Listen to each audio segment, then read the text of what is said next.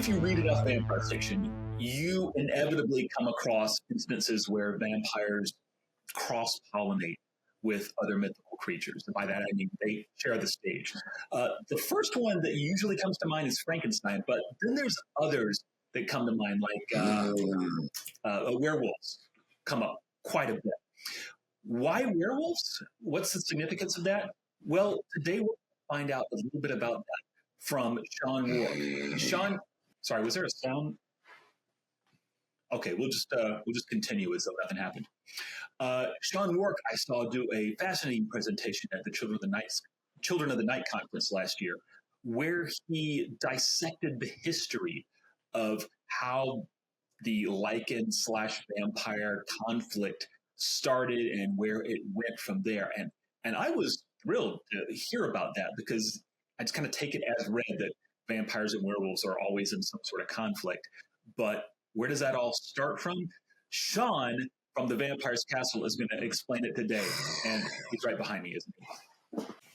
Hey, Sean, thank you for being here on Toothpickings. It is entirely my pleasure. Thank you for inviting me. This is truly a bucket list moment for me to be a guest on Toothpickings. So if I'm stuttering over my words, that's because I'm so excited to be here. Well, no, really, I mean, as long as we're giving each other neck rubs here, I really admire how good the interviews you do on your channel look. You put time into them. You put effort. It looks professional. It doesn't look like you went to your basement and did a webcam interview. I'm telling myself, because that's exactly what I do. Well, you know, unfortunately I live several stories up from the street, so I don't have a basement. So so my only option is in the room that I log into work from every day. So right. Hence just throwing out. I know that most people who YouTube are supposed to have bookshelves behind them filled with books, and sure. I don't read. Sorry, I don't read. I'm kidding, but I don't have any bookshelves that I can put back here. So I was just like, well, I guess I'm just putting up a bunch of posters and stuff like that. And that's the stereotype, right? That nobody reads in Hollywood. Isn't that the stereotype? I mean, it's I would say that that stereotype probably applies to the decision makers. They have people to read for them. Well, now you've got me thinking, Sean. There's so many vampire novels out there. I'll never get through them all. That's impossible. So how do I hire somebody to do all that reading for me, like those Hollywood decision makers? I'm sure there are people who would be more than happy to do that. I mean, there are so many YouTubers out there who read so many especially vampire romance stories that you could have a conversation with one of them for weeks. This is a joke I have to continually make, is that people who I meet who are vampire fans are always profoundly disappointed when I get into a conversation with them and I have not read an inch of what they have read. Yeah, exactly. You probably experienced that too, right? Oh, all the time. Absolutely. And in fact, every time I've just made a habit now, when I do interview somebody, I ask them what vampire books they would recommend.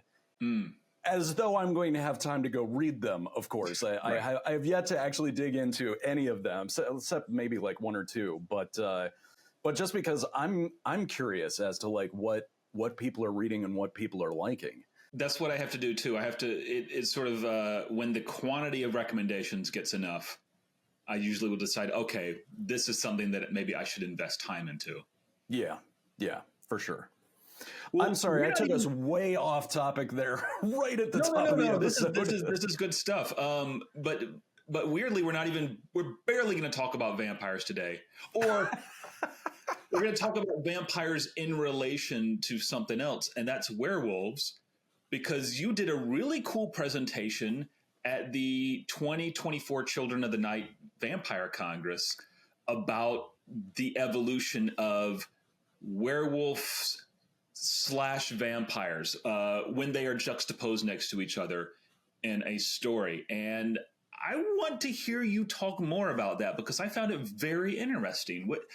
Oh, well, Take me back to the beginning. Where does this thing with lycans versus vampires, where does that all stem from?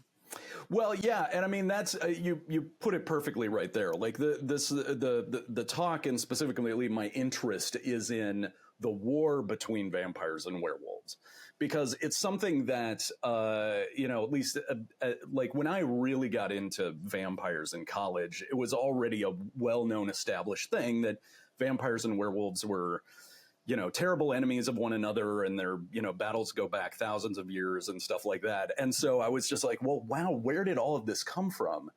And I was surprised to find out that it doesn't go back that far. No, it's pretty recent. It's totally recent.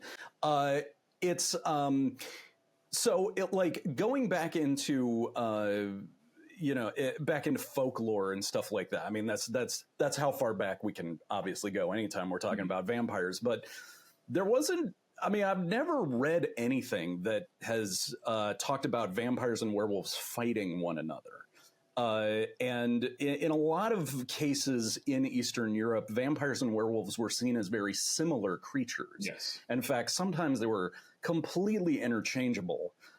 Or a vampire was what happened to a werewolf when it died, or something like that. Which, in fact, early on during these interviews I was doing, I had Bill Hughes on here, the great Bill Hughes. And as part of Open Graves, Open Minds, he had just finished putting out a book about werewolves. And he said that, in the early folklore, it was really hard to distinguish between a vampire and a werewolf. It was sort of like, if you were designated to be this supernatural creature, you might take a vampire form, you might take a werewolf form, you might take a wizard or a witch form. It was just all very nebulous and squishy. It didn't have the sharp dividing lines that we would think of it today.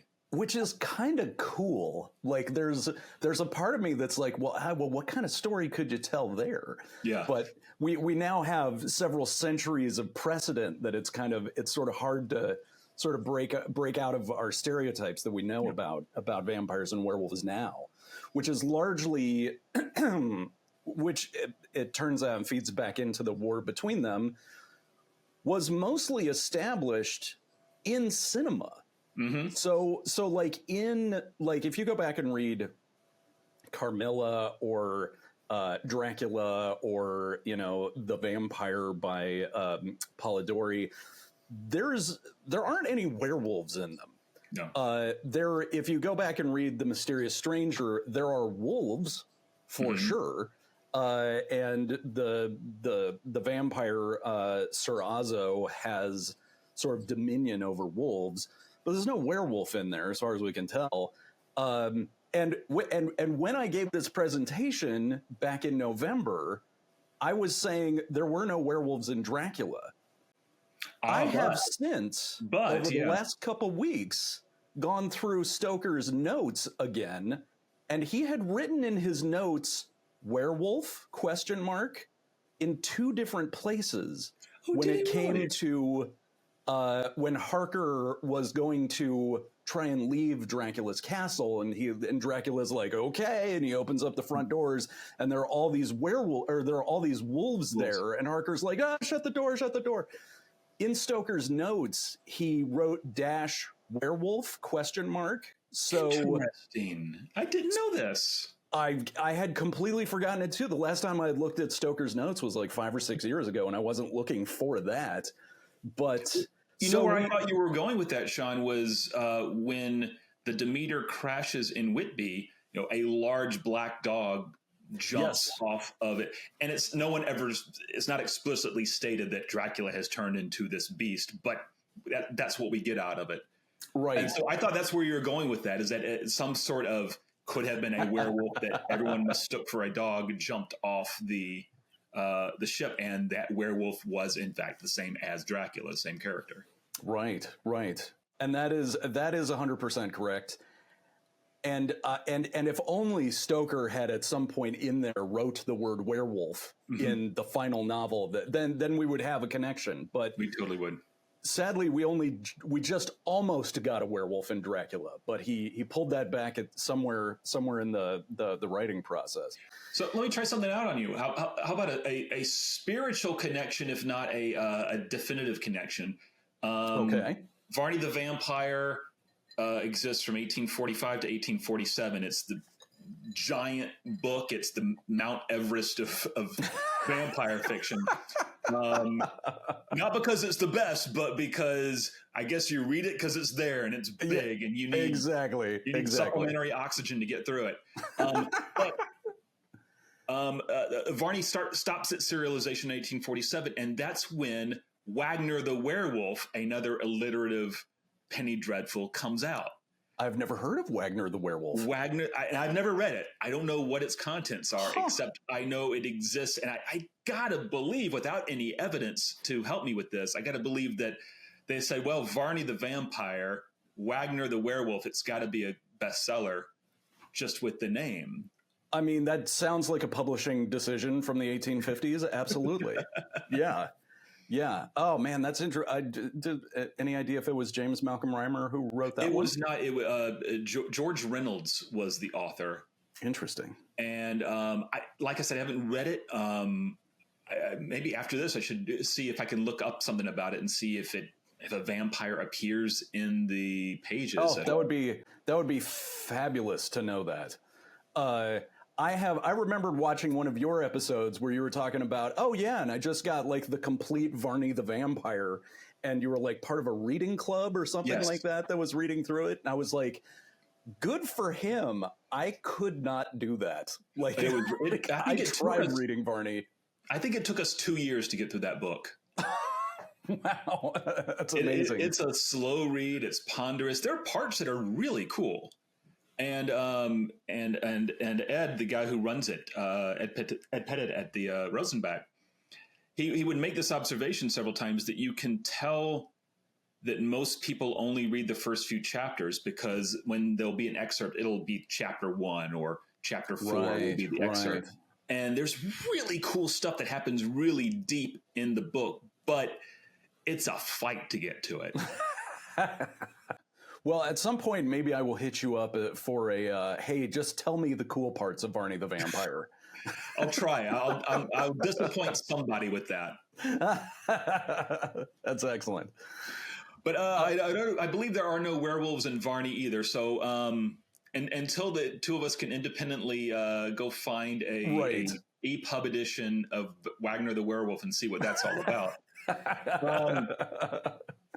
Getting us back on track here, Sean. Sure. Absolutely. Werewolves versus vampires. You see an origin happening in cinema. In cinema, yeah. Okay. So we actually, oddly enough, to my knowledge, the very first werewolf that we see in cinema is in Nosferatu, in the 1922 movie, because there is a section in that movie where Hutter is reading the vampire book, and it talks about how, or it may be, sorry, it may be that one of the townspeople says that there is a werewolf that is roaming out in the forest, and then they cut to the forest, and there is a werewolf, but it is a hyena. The were-hyena, yeah. Were-hyena. And for the life of me, I don't know why they made that decision, apart from the fact that, like, I don't know, maybe most people at that time had never seen a hyena before, and so seeing one would be like, oh, that is a weird wolf. That must be a werewolf.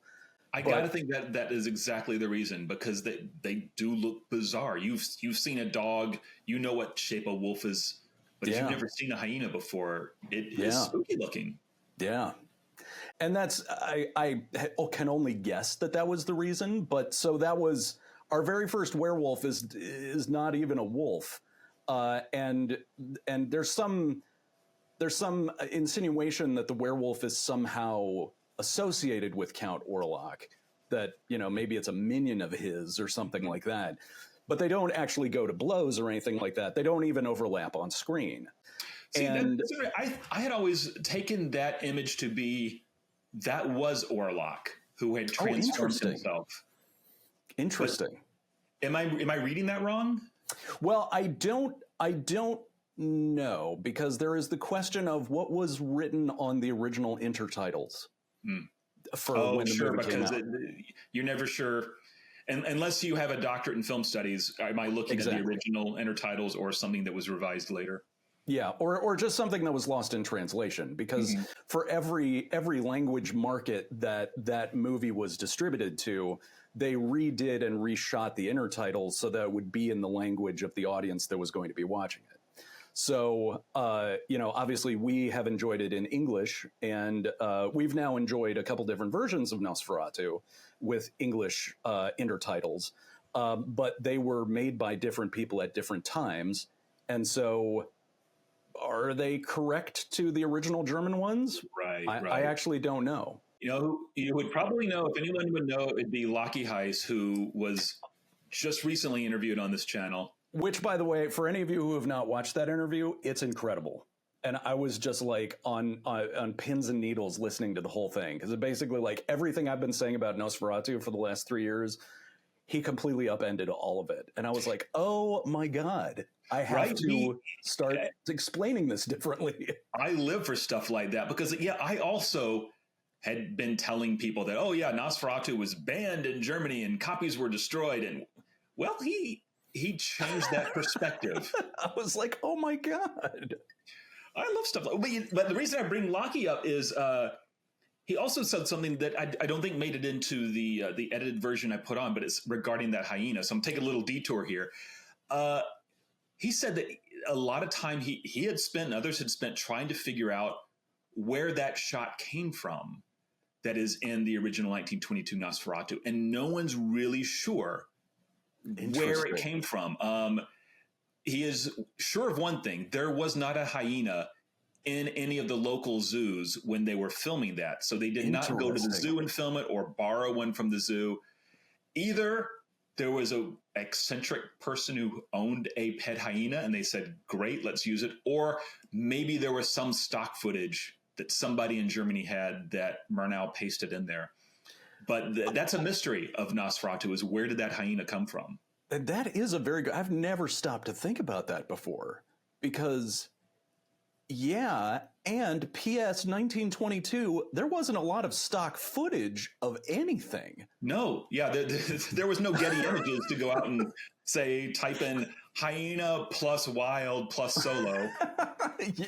So Nosferatu 1922, we see a vampire and we see what might be a werewolf next to the vampire. Maybe the vampire changes into a werewolf. But when do they start to fight each other? So this is where it gets interesting, because Universal starts making their monster movies in the early 1930s. They start off with Dracula with Bela Lugosi. It's a huge hit.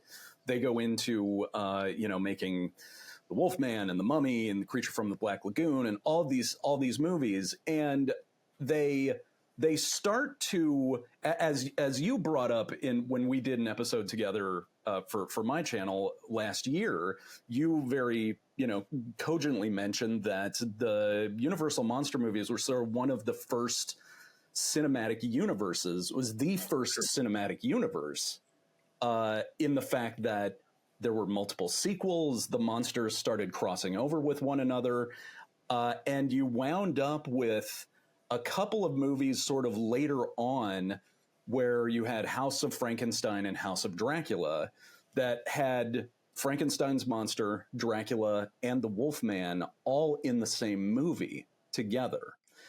But Dracula did not fight the Wolfman until the very, very important film, Abbott and Costello Meet Frankenstein. Wonderful. And that was... For real. I feel like that movie holds up very well. It really does. It really does. I just rewatched it right before I gave this talk, and I was like, apart from some sort of troublesome subject matter in it.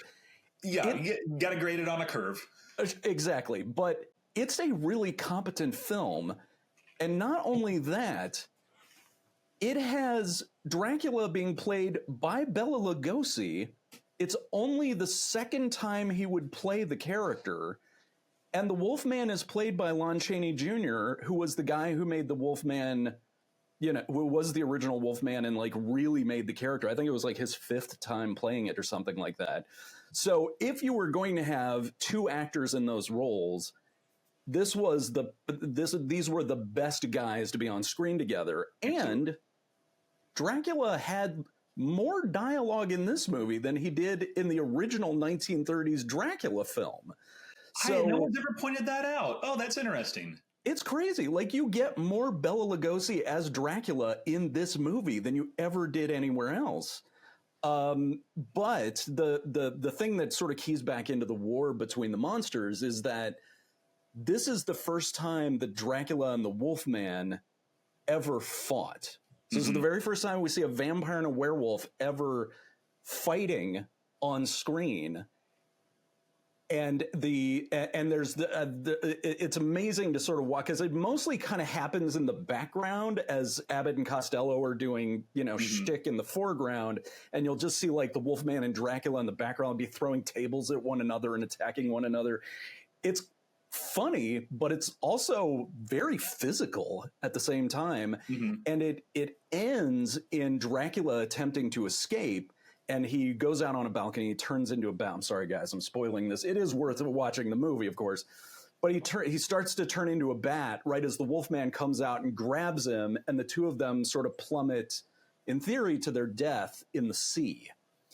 And so what we never get from the movie is an explanation of why Lawrence Talbot is trying to kill Dracula. But he spends the entire movie, the Wolfman spends the entire movie trying to kill Dracula until at the end he finally seems to do it. You just watched it, so your plot memory is fresher than mine. But the spoiler alert. Okay, so the plot of the movie, as I remember, is that Dracula is playing the mad scientist role, and he wants to put Bud Abbott's brain, or Lou Costello, one of their brains, into the Frankenstein monster. Yep. But Lawrence Talbot, the Wolfman, wants to stop him for reasons. Yep. And that is as simple we as that. never find out. I must stop him. Yes. Yeah. We never find out what his reasons are. But you're right. It all revolves around Dracula playing the part of a mad scientist in this Gothic castle on top of a pinnacle of rock out in the sea off the coast of Florida. Yeah, it's right. A traditional Gothic venue. Right. So the movie is just like, it's crazy on so many levels, but that's really where that's where the shot heard round the world first gets fired. But there's another component to it, right, Sean? Because in that movie, you do have Wolfman and Dracula fighting each other, but it's a personal grudge, or it's a mission that one must complete. It's not a my race is werewolves and your race is vampires, therefore that's a very good point. A blood feud. We have just two individuals here. So when does it expand? So that is a very good question, and it does sort of take a little while for this sort of the hostilities simmer, as it were, for a little bit, and we don't actually get any major conflict between vampires and werewolves for a while, until Check's notes to make sure that I'm remembering this correctly. I didn't leave anything out. No, I respect you for keeping your notes handy. That's why. Exactly. So it wasn't until the 1980s. In fact, it was 1987. And this is, if anybody else can find anything that happens between 1949 and 1987 between vampires and werewolves, let me know. I couldn't find anything. But the next time we have the two of them fighting one another is in the animated Ghostbusters cartoon that was on Saturday mornings, the real Ghostbusters. And there was an episode where the Ghostbusters go to this town that is that a group of vampires has overrun the town and they're subjugating all of the townspeople. And then at the end of the episode, the townspeople all wolf out and reveal themselves to be werewolves. And the two sides start fighting one another in the streets. And as each side bites the other one, if a vampire bites a werewolf, that werewolf turns into a vampire. But then if a werewolf bites the vampire, that vampire turns into a werewolf. And then the Ghostbusters hop in their car and drive away. And Egon kind of explains like, well, that conflict could go on forever. Oh, wow. And so you just never, like they leave and there's no clear winner. You never know what actually happens. And what a shirking of responsibility on the part of the Ghostbusters. Yes. Well, I guess this town's fucked. We're leaving. Yeah, exactly. And it could be they maybe were like, well, technically there aren't any ghosts here, so I think we can go. But yeah, I don't know. But so anyway, so that strangely is the next time that the two kind of go at one another. But then after that, can I do a parenthetical here, Sean? Oh yeah, please. That's a really good point to say that this is where there's I hate to say racial conflict, but a species. Can I say a species conflict? You can. I think you can say that. Yeah, a supernatural. Yes, I can think of instances of werewolf versus a vampire happening before that, and the one that pops in my head is the Tomb of Dracula. Werewolf by night appears and fights that's good, tooth and nail Brian. against Dracula. That's very good, that's actually. 73, 74? It is definitely early to mid 70s. I think I'm trying to remember. I was like I interviewed Marv Wolfman a couple of years ago, and of course I cannot remember any of these dates anymore. But I seem to recall that he started on Tomb of Dracula in maybe 1976. No, I'm sure that is not true because he created Blade in 73. Oh, okay. So all right. He would have at least been working in 73, maybe as early as 72. Okay. On that series, and I feel like the when Werewolf by Night first comes in and battles Dracula, I feel like that happened after Blade first appeared, and that's why I kind of set it in 73, 74. But give me a little wiggle room on that. No, that's entirely possible. It's not like comic book nerds are not going to correct us on this. Yeah, in fact, I look forward to that.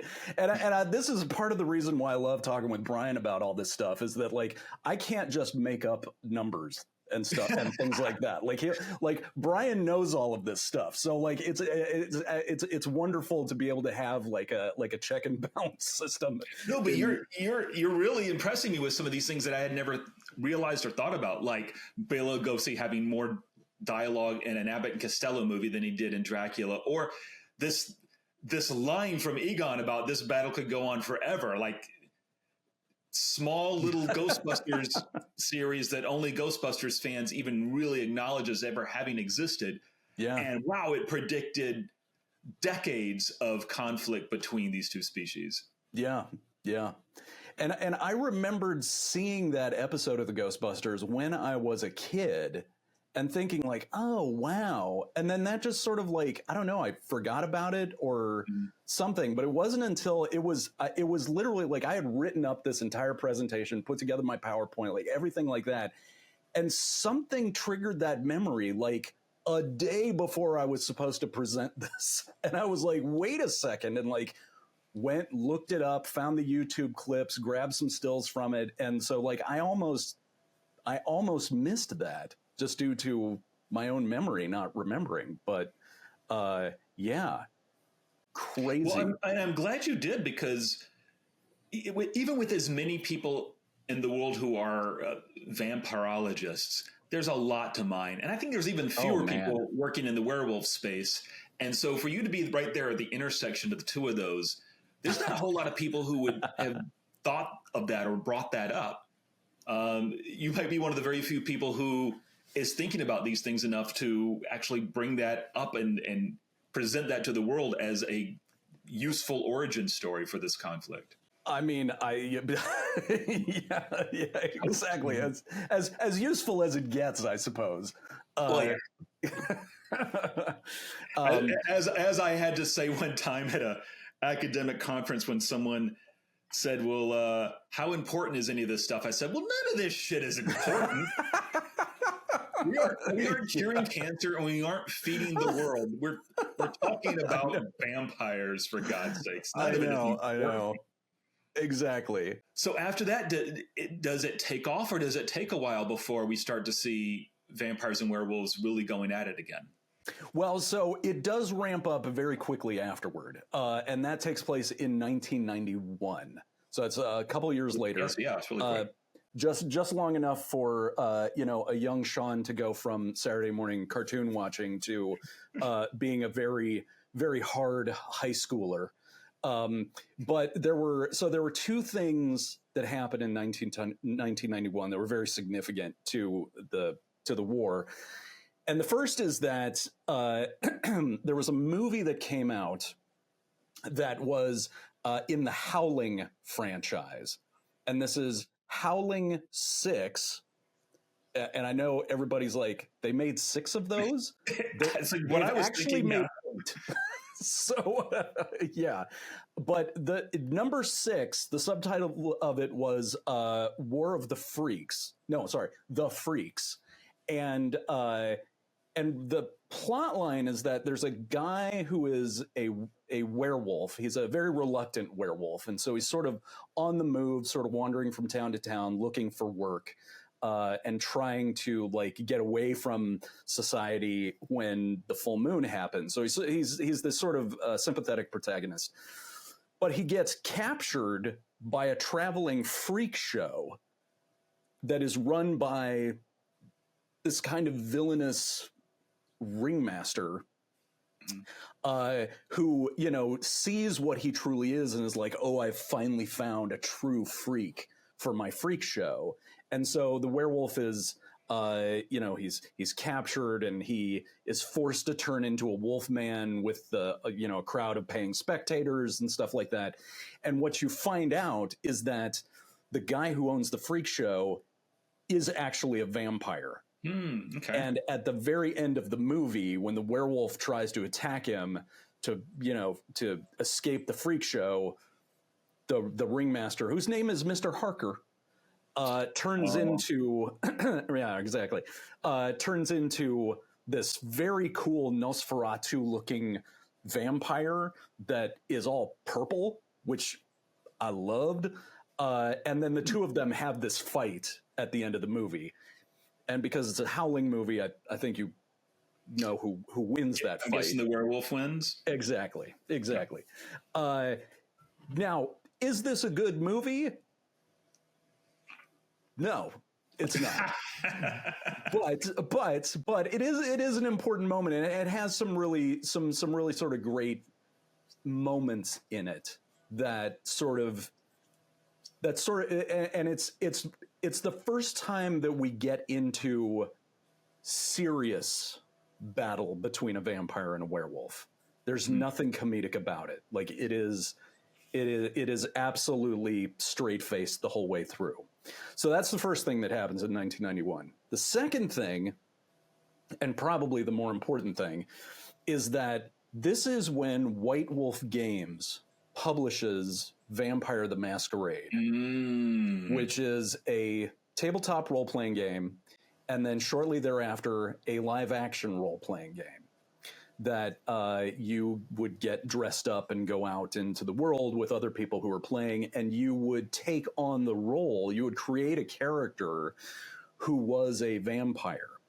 And there are lots of different reasons why this game was significant and changed the whole role-playing landscape. But one of the reasons was, for the first time, the general language of character creation in role-playing games was upended, because prior to that, and people who played Dungeons and Dragons or have ever played a video game before will know that when you created a character, you picked some sort of a race, like elf, dwarf, Hobbit. If you were playing a space game, it was like human, alien, xenomorph, whatever it was. And then on top of that, then you would pick a class or a profession. So like cleric, wizard, knight, mechanic, demolitions expert, whatever it was based on the game you were playing. But in Vampire the Masquerade, you were playing a vampire that was already picked out. What you would choose then was what clan of vampire you were a part of. And there were originally, I believe, 6 clans that in the first rule book, with a bunch of other clans that were sort of like the bad guys, but they didn't necessarily have rules for them yet. Eventually they came up with rules for everything. I think there were a total of like 12 or 13 clans with then a ton of other little obscure bloodlines that they came out with smaller rule books for. But the various clans had a different sort of outlook on life, and different aspects and different powers in their clan. So, for example, you had, and a lot of these were sort of inspired by TV and film and things like that. So there was a clan called the Bruja, which were very much like leather jacket, motorcycle riding, sort of tough guy vampires, sort of almost sort of like street smart, very Lost Boys inspired. You had a clan that was the Gangrel that were very much, they could all turn into wolf forms, and they had sort of a more of a connection to nature and the sort of the call of the beast and stuff like that. You had the Toreadors, which were artists. You had the Tremere, who were sort of like blood warlocks. You had the Nosferatu, who all looked like some version of Count Orlok and were all very ugly and monstrous, and they stayed in the sewers most of the time. So that is what you would choose. And it strangely enough was you were picking essentially like a version of yourself that you wanted to be, essentially. It was less about like, oh, I want to have spells and I want to carry a battle axe and it was very much like, I want to be that cool guy or girl who is really good at like, whatever it was. And so it was almost sort of like a personality test in a way. And so then, throw on top of that, then like you would dress up in the character and you would go out into a park at night and interact with all these other people playing this. So, and the role-playing game had a expansive world and,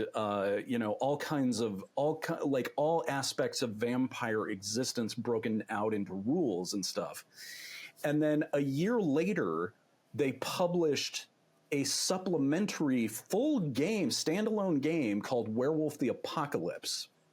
Mm. And it was kind of the same thing, except you were picking a tribe of werewolves. And all the different tribes had different sort of outlooks on the world and different powers. And there were each werewolf had like 5 different stages of metamorphosis that they could go through to become sort of different versions of a werewolf along the spectrum. And the phase of the moon was important, and it worked into how what your powers were, but part of the mythology that they came up with for this was that werewolves were defending nature against this sort of ambiguous Lovecraftian all evil corruption entity called the Worm. And there were all these sort of like demons and things like that the werewolves were the guardians of nature to defend against. And the werewolves saw vampires as part of that problem. And because of that, the werewolves would attack and kill vampires on sight. So now you have this situation where you've got 2 different games that dovetail together very well in terms of the rules. Some people debate that. They were like, they could have done a better job. But they dovetail really well together. And so you could have one group of people playing a vampire campaign and another group of people playing a werewolf campaign, And you could bring those two campaigns together and it would get ugly. And so that was a very exciting moment in the world of role-playing games. And there was something about it because everything was so goddamn cool. It sort of expanded the player base of role-playing games. And instead of, at that point, I mean, it may be difficult to remember this in these days of Critical Role and, everybody's playing Dungeons and Dragons. But once upon a time, role-playing games were not something that cool kids did. But once you got, this vampire game, then suddenly everybody wanted to play it. Like if you sat down, I witnessed this happen several times, and you just sort of explained kind of what I did a little bit and showed somebody the pictures in a rule book, they would start being like, oh, well, which vampire would I be? And then suddenly you have people who've never played one of these games before all in. And I just so happened that there was this really hot girl who was playing Vampire the Masquerade at my school, and I started in on one of these games with a group of people, and I eventually wound up marrying her. So I love the happy ending. Yeah, exactly. So, but that was the kind of thing that could happen, and so that was where a sort of a chronology was first injected into the idea of vampires and werewolves being enemies of one another. Was that moment. And it created a history, it created reasons, and established it as a core tenet of this game world. So this is not where I was expecting you to go, Sean, because I was sure that it was the whole species conflict thing was going to have its origin in either a book or a movie. But no, it was in the world of gaming. That's what you're telling me. Having said that, I'm going to say something that is just an observation of mine. This is not something that I would ever try to prove, nor would I ever, say you can take this as gospel. This is just what I observed during that time and the years that came after, is that because that game was so influential sort of in the subculture at that time, a lot of the media that came after that, movies, television, stuff that I'm about to get into, was clearly inspired by it. Now, not in a way that you could, sue somebody over in court, even though that did attempt to happen a couple times. But you can definitely tell that this moment, this role-playing game, and especially the art that went into the rule books of this game, which was done by an artist named Tim Bradstreet.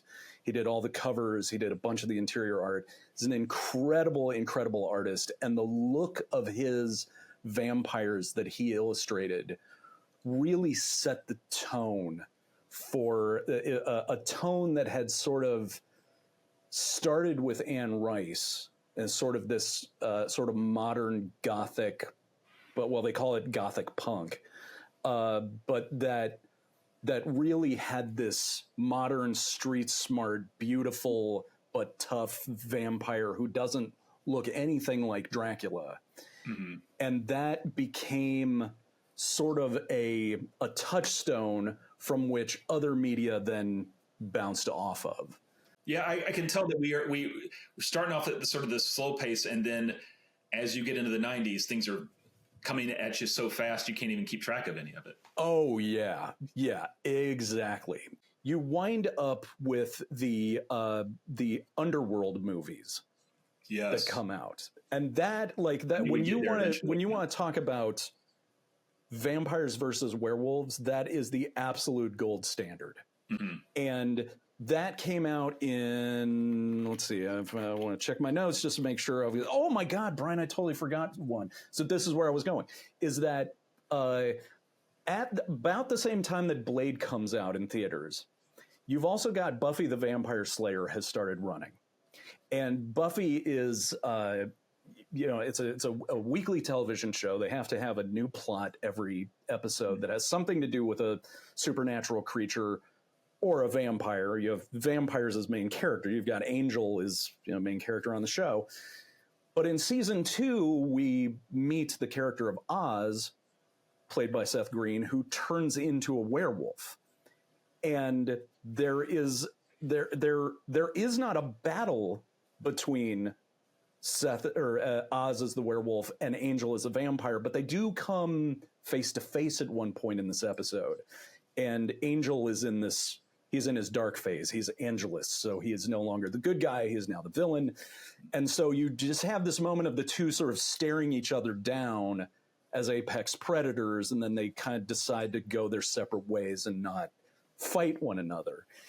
And even though Oz becomes a main character on the show for I believe the next 2 seasons, I don't think we ever see him as a werewolf fighting a vampire, which is a little crazy to me.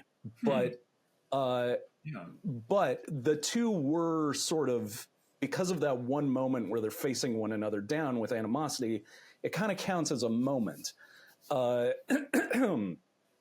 then that all then does, and of course I haven't read all the comic books for Buffy, so there could be all kinds of stuff that happens in there. But when we get to Underworld, there is, and Underworld comes out post-Matrix.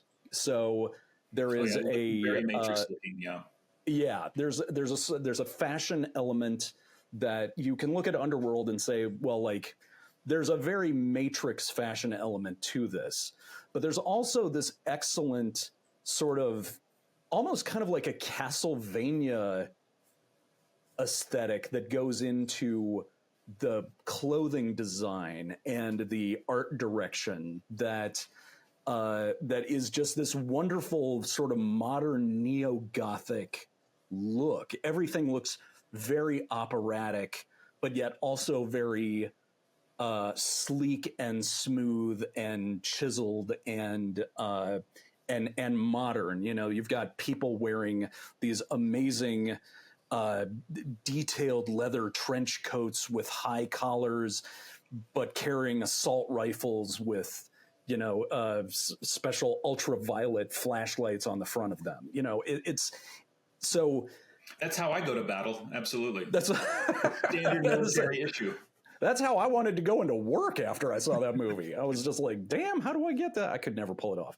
But that is definitely the most vampire versus werewolf that we had ever seen, perhaps ever will see. I'm not sure, because that was essentially the premise of the movie. Was I believe it was pitched as Romeo versus Juliet. Mm-hmm. And it just happened to be vampires versus werewolves, and that is really what you get. And the tone and the aesthetic of those movies is so rich and specific, and really got cribbed, to ad infinitum, on stuff that came afterward. But that really helped to cement the fact that vampires and werewolves are arch enemies of one another. And that's continued through Twilight, right? 100%. Absolutely. And Twilight jog my memory here. The first Twilight book that comes out after Underworld? Oh, yeah. Yeah. Is it? Okay. Yeah. Because Underworld comes out, let me see here, 2003. And then Twilight, I believe, came out, if I'm remembering correctly, that was after 2000. So it was 2005, 2006, something like that. It goes back to what we were saying a moment ago about things just being in the air, in the ether, because Stephanie Meyer has repeatedly said that she doesn't partake in vampire fiction. She didn't read, but right. She gets the werewolf versus vampire thing down. She must have seen enough, or just been aware enough of what was going on with Underworld and some other things that had been happening with werewolves versus vampires, to incorporate that into her books. And to be fair to Stephanie, There was no one during that time who did not see a trailer for Underworld. Yeah. It ran in front of tons of movies, including Van Helsing, the Hugh Jackman Van Helsing, where we have the most expensive battle between a vampire and a werewolf take place, because they go completely CG for that big final battle at the end of the movie. CGI, I love it. Yeah, exactly. And Kate Beckinsale is also in that movie, which is nuts. And it came out like I think the same year, which is crazy. But yeah, there was no way to escape the ad campaign for that first Underworld movie. So even if Stephenie Meyer never saw it, even if she never saw the movie, that trailer would have wormed its way into her brain, just like it did for everybody at that time. Absolutely. Let me ask you a question that is less about the history and more about the treatment. Sure. I can't think of an example where a vampire and a werewolf who is fully wolfed out are evenly matched. It seems to me like the setup is always vampire beats humanized werewolf every time, but that one time where he turns into a werewolf, vampires don't stand a chance. Is that always the way it is? So interestingly outside enough, of real Ghostbusters. Yeah, right. So that actually, I believe, does go back to Vampire the Masquerade, because that was something that was set up in there, is that any werewolf versus any vampire one-on-one in physical combat is no contest. The werewolf is going to win, with the exception of vampires who are exceptionally old, because the vampires do get more powerful the longer they're around. And there's also this element of the very first vampires had the purest form of the bloodline, and that every successive generation of vampires made, the power of the blood gets diluted. So when you make a character in Vampire the Masquerade, you are generally considered to be, I think, like between 10th and 13th generation. Whereas your distant ancestors that go all the way back to Cain, biblical Cain, those guys are almost at like dark god caliber. This is the Star Wars theory of vampire propagation, right? The further back you go, the stronger it is. Yeah, for sure. Okay. And that is something that, and again, the creators of Vampire the Masquerade are like, we didn't read any Anne Rice books. Okay. But that is something that Anne Rice also kind of established. But getting back to your question, so the thing that the vampires had that the werewolves didn't was that the vampires had influence over the mortal world. And they had money, and they had property, and they had, even though sunlight would destroy them, they were always able to set up the battleground. The werewolves would come in all brute force and, feral violence and stuff like that. But the vampires were always strategically a few steps ahead. And that's what made the battle between them so evenly matched. I can think of two properties that came out in the not too distant past, the Wednesday series and the Harry Potter movies, both of which had werewolves and vampires. I don't know I can't remember if vampires appear in the Harry Potter series. I believe they're hinted at in the books. But vampires and werewolves both exist in the Wednesday series, and never a crossword said between the two of them. So maybe the war's finally come to an end.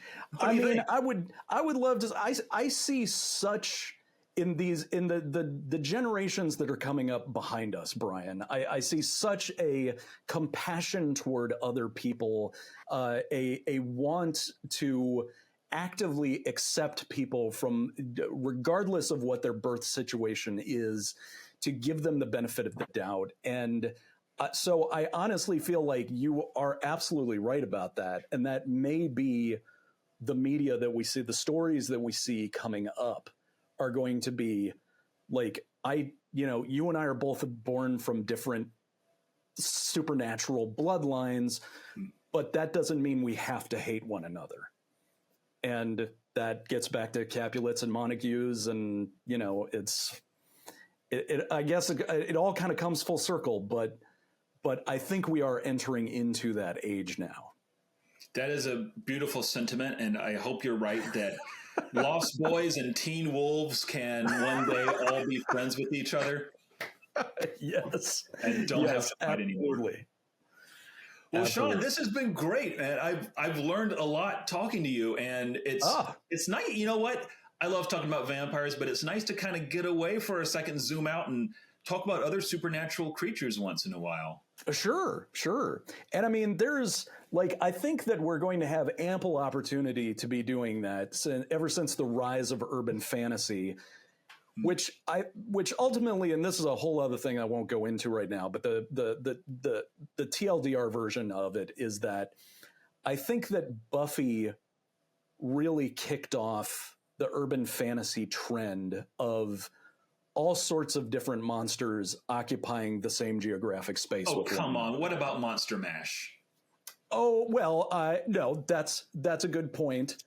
Don't discount the Monster Mash. That's a good point. I don't know. But you know what? I hear what you're saying, and I think you're right, though, that when Buffy came along and said, kind of in a shticky way, hey, what if we took all these supernatural creatures and made them all sit in the same pot together and have to get stirred around?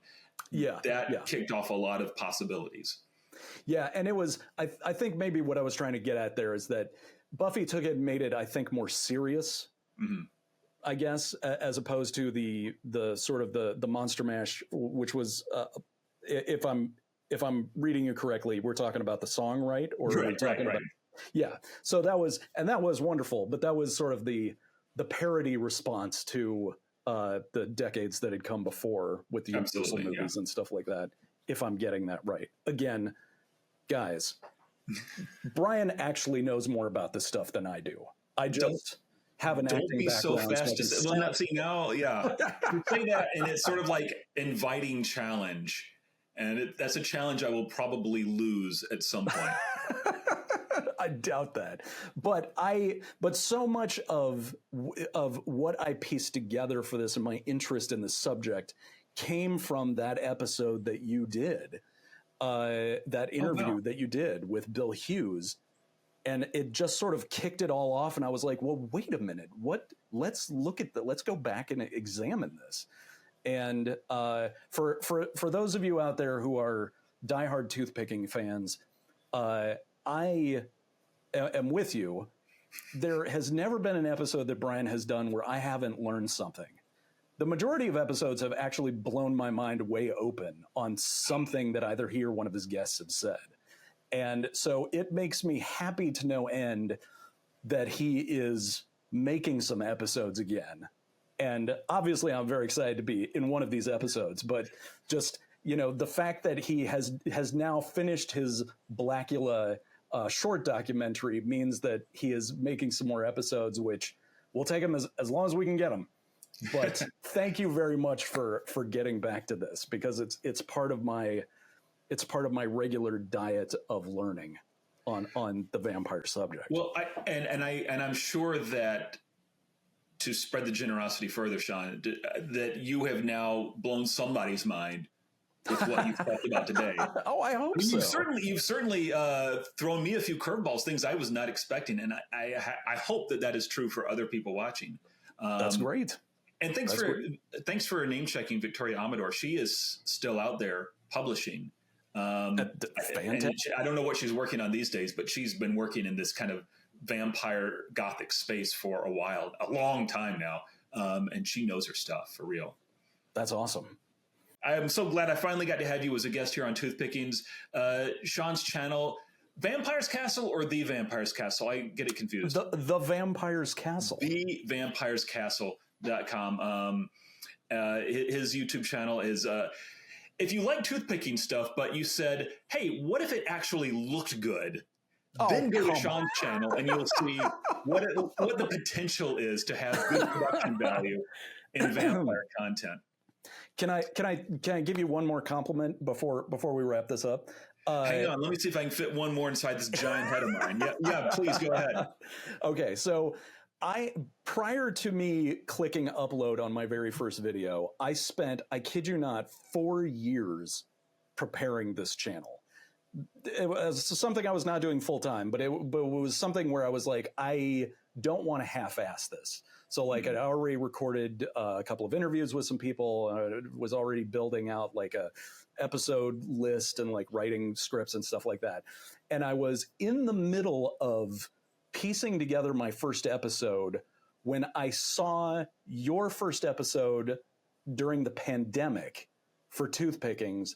And I went and I was like, oh my God, what's this? And I clicked on it and saw your opening title graphic and all the stuff you did with your interviews with the guy who directed the Dracula sequel video game. Oh yeah, the Dracula Unleashed with Mike Plant. Yeah, yes, which I had never heard of. And I was sitting there watching this and I was like, this is exactly what I was going to do. Like all the way down to the graphical elements you were using, to the way that you were cutting between and like doing the inserts of the video game and stuff like that, the thumbnails, everything. I was like, right, okay, I need to figure out a way to make this look slightly different then. So, well, when I saw you start making yours, Sean, I thought, well, Sean's doing something like I'm doing, except he's doing it way better. Oh my God, this looks so good. No. Really, I watch your stuff and I think, man, you must spend a lot more time piecing this together. And I thought, gosh, do I need to like step it up and spend more time editing and throwing in B-roll? And then I said, you know what? No. Sean can corner the market on good-looking vampire content. I'll just shovel stuff out and just and do enough to keep it coming out. Oh, you know what? We've been trying to wrap this thing up now for 20 minutes, Sean. I don't know how we're going to edit all this. And to the viewers, I hope some of this is interesting to you. I know Sean and I promised you a werewolf versus vampire episode, and we ended up talking shop a lot. I hope that was entertaining for you. Sorry, everybody. No, I had a great time. Sean. We could do this for hours. Exactly. And I think we probably have. So, yes. John, when I got something new, bring me on to the Vampire's Castle, you son of a bitch. Let me be on a well-produced webisode Absolutely. Of your channel sometime soon, and we'll have a conversation again. Absolutely. Oh my God, I will have you on every single year from now on if you're available, because it's a deal. It is absolutely wonderful to talk to you, and it is absolutely wonderful to see new episodes of Toothpicking. So thank you. It's great to be on one. Thank you for asking me. It was high time. It needed to happen. All right. Well, we really got to end this because, man, this is an hour 40 minutes. Sean, thank you so much for being on the show. Thank you for opening my eyes to some of the history of werewolves and vampires. Everybody, go check out Sean's YouTube channel or his website, thevampirescastle.com. Lots of great content. I mean, for God's sakes, you got Marv Wolfman on there. I'm never going to stop being jealous. I tried to get an interview with Marv Wolfman, and he said, not you, Sean, gets the interview. Honestly, I think it's after he got done doing the interview with me, he's like, I am never doing that again. So I may have poisoned it for you. If so, I'm sorry. Well, I'm glad one of us got him. Yeah. So yeah, Sean, have a great rest of your weekend. Hopefully everybody stick around. We'll do more of these. Sean will be back at some point, as long as Toothpickings is still a thing. And maybe Sean will be kind enough to have me back on the Vampire's Castle, and we will continue this ongoing conversation about the crossover of vampires in pop culture and history and folklore and everything that actually tickles our funny bone. Did Sean and I get a little off topic? Yeah, but Sean's an easy guy to talk to. So, of course, we're going to meander a little bit from the path we're supposed to. I hope it wasn't too much of a hardship for you. Don't sleep on the Vampire's Castle or on Sean's short film, Lucy X Mina, which has the exact two characters that you want to see more of from Dracula.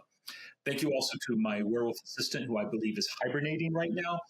And in case you're curious, Wagner the Werewolf does make one single solitary mention of vampires. They do not appear as characters. So we cannot say that vampires were sharing the stage with werewolves in that book from the 1840s. So ruled that one out. It was worth a try. It was worth looking into. Anyway, thanks for joining. There's going to be more tooth pickings on the way.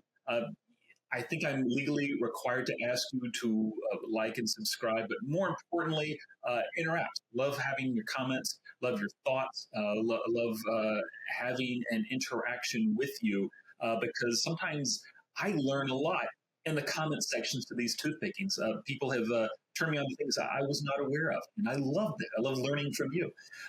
So until next time, try not to get bit by any kind of mythical creature, werewolf or vampire, and if you do, get your shots.